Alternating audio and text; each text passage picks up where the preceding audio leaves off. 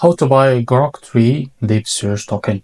So this token came under the symbol of DeepSearch. Now before we start, this is not financial advice. I'm not professional or economic expert. So before investing in any product that you want on my channel, please do your own research. And also there is a referral code down in the description. You can get free money, rewards on crypto with the best referral code. Simply use codes below. Fund your account and enjoy the benefits. Check them out in the description. Now, before going on buy this token, make sure to check the X account and keep following the updates about this token. As you can see, this token is available on CoinMarketCap. Now, to be able to buy this token, copy the token address from here. This token address, as you can see, is under the Solana token. Open your funds and wallet for that. As you can see, I will log in just to my wallet first.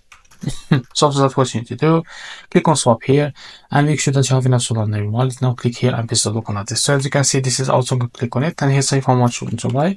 So here you will be able to see how much you receive that token. After that, select provider, for example Jupiter, and make sure to read all of that information here. Click on swap.